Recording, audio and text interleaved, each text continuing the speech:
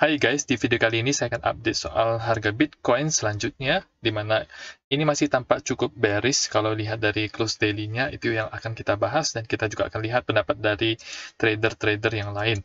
Nama saya Kelby dan saya menyajikan informasi seputar fundamental, technical, dan on-chain analysis. Tonton video ini sampai akhir agar informasi yang lengkap dan bermanfaat.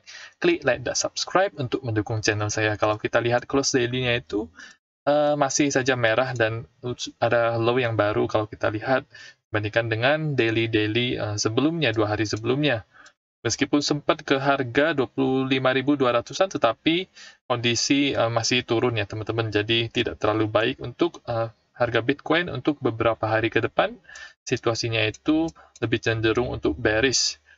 Kalau kita cek untuk di time frame 1 jamnya, kita lihat dulu time frame 4 jamnya itu masih berada di dalam pola rising wedge ini, masih berada di dalam. Next supportnya itu ada di harga 23.700-an.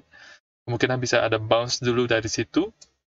Namun bisa juga ini dia harus ke bawah dulu ya. Jadi tidak menutup kemungkinan seperti itu karena dari daily-nya itu kelihatan bearish. Sudah 2 hari berturut-turut ini candle close dalam posisi merah. Dan hari ini dimulai dengan adanya kenaikan sedikit. Oke, kalau untuk time frame yang lebih kecil lagi, yaitu di time frame 1 jam, ini sedang dalam pola konsolidasi, pola triangle.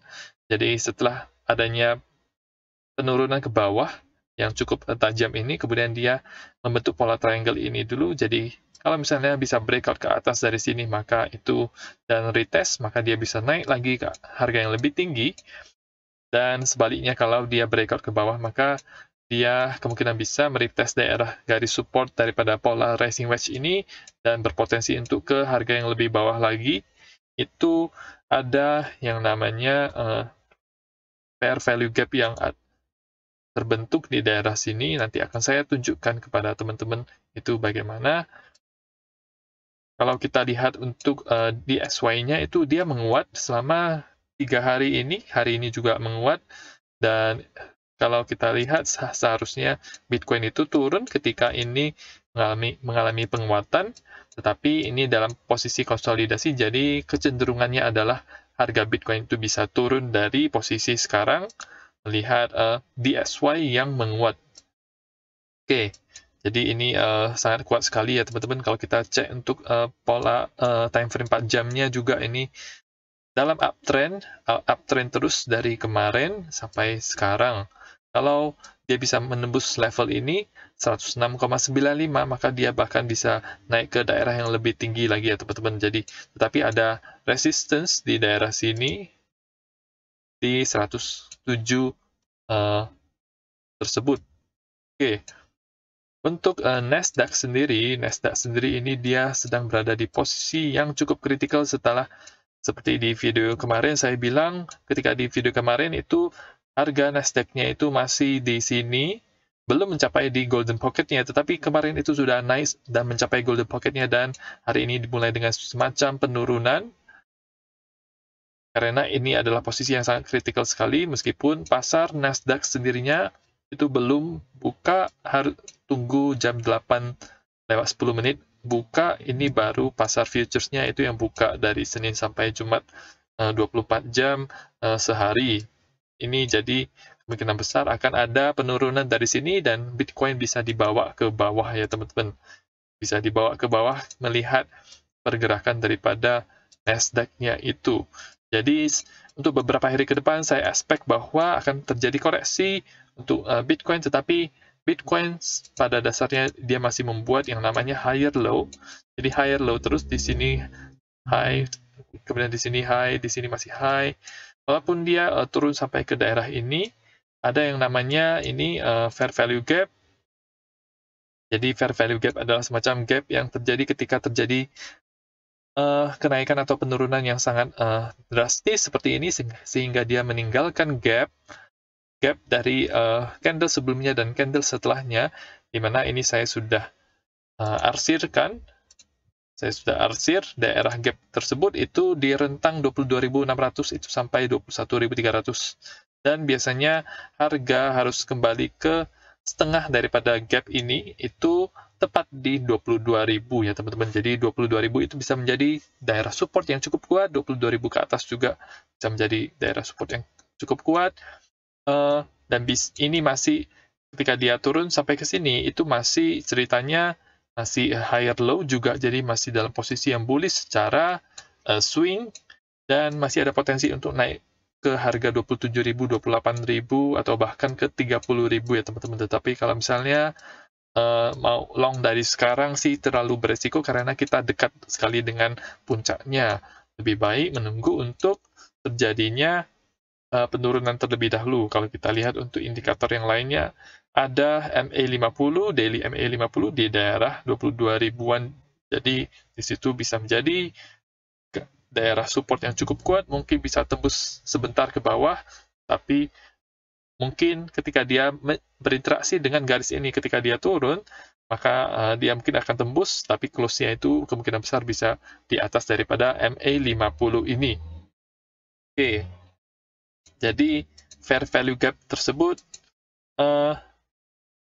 yang dikatakan oleh Kaleo ini, jadi Kaleo adalah top trader di FTX, dia berpendapat bahwa untuk harga ini dia terlalu yakin pada hari Jumat kemarin Bitcoin itu bisa naik sampai ke 28.000 through the weekend, jadi Sabtu minggunya itu bisa naik sampai ke 28.000, tapi rupanya dia salah, dan saya yakin dan sekarang dia melihat, dia belum percaya bahwa kita akan melihat capitulation artinya retail itu menyerah dan kemudian langsung terjun ke bawah, harganya itu langsung sell off dan bisa membuat new low di bawah 17.500, dan tapi a bit lower, jadi sedikit lebih rendah daripada yang harganya sekarang itu kemungkinan bisa terjadi. Jadi turun dulu di sini kemudian naik ke daerah 28.000, itu sangat mungkin sekali. Jadi ini kalau misalnya ini ada benar, maka ini bisa menjadi macam kesempatan buat kita untuk membeli Bitcoin, bisa juga beli altcoin di daerah sini untuk trading saja, dan nanti ekspektasi kita adalah ketika dia mencapai daerah ini, di daerah 22.000 tersebut, ini maka dia akan naik ke atas, mungkin akan berhenti dulu sebentar, sideways dulu sebentar, habis itu baru tiba-tiba dia bisa naik dari situ, dan untuk melanjutkan kenaikan, mungkin kenaikan terakhirnya sebelum dia harus terjun ke bawah. Masih ada Ethereum Merge yang akan terjadi di bulan 15 September, jadi kemungkinan besar market maker itu akan tetap menjalankan tugasnya untuk menjebak retail dengan cara mempam harga Bitcoin dan harga altcoin ke atas, sehingga orang-orang itu cenderung membeli di pucuk, dan di sini mereka buat orang-orang itu pikir ini akan turun, jadi orang-orang tidak akan membelinya, tetapi ternyata tiba-tiba naik lagi ke atas, itu orang-orang, oh rupanya ini naik lagi, berarti ini sudah bullish, maka itu di saat seperti itulah orang-orang akan terjebak. Jadi ini masih sangat mungkin lagi ke bawah fair value gap ini, kemungkinan besar harus diisi. Menurut saya pernah kesentuh sedikit tetapi belum cukup karena baru sedikit saja, biasanya harus sampai ke daerah setengah daripada gap ini ya, tepat di 22.000-an. Oke, jadi itu adalah prediksi daripada Kaleo, sama seperti yang ada di sini juga. Oke, dan untuk Ethereum sendiri juga ada prediksi dari orang lain, yaitu ini dari Crypto Tony. Jadi posisi Ethereum itu mirip sekali dengan posisi Bitcoin, lagi ada konsolidasi setelah terjadi penurunan yang cukup tajam ke bawah, lagi membentuk pola triangle, kemudian kemungkinan besar bisa ke daerah gap ini. Jadi lihat teman-teman, ini sama persis seperti Bitcoin. Kita akan coba lihat untuk yang chart yang Ethereum, itu pasti ada gap-nya juga. Ya, ada gap-nya juga, itu di tanggal 10 Agustus, di sekitar sini. Meskipun gap yang Bitcoin itu kalau kita lihat itu berada di sini, Kalau kita mau samakan persis dengan Bitcoin, maka gap yang itu ada di sini sudah kena sedikit. Nah, entah harus ke sini atau tidak, tapi ada gap di daerah ini, ya. Ada gap di daerah ini ke 1820 kalau kita ambil harga tengahnya itu. Tetapi yang dia maksud ini bukan fair value gap, tapi ini adalah semacam demand zone, ya. Demand zone di daerah sini, di 1800-an daerah tersebut, ya. Betul, 1800-an.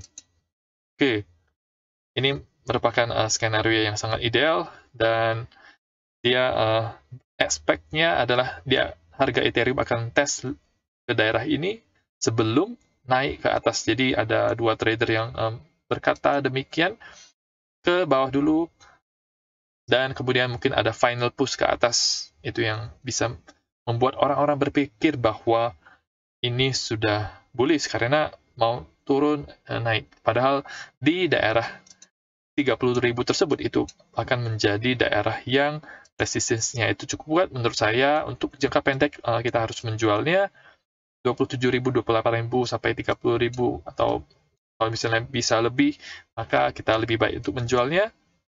Ada potensi untuk turun karena ada isu bahwa Bitcoin dari Mt. Gox itu akan diberikan kepada investor-investornya itu di akhir bulan ini. Jadi, dan September juga bisa menjadi, biasanya itu September tidak terlalu baik untuk harga Bitcoin dan saham, ya.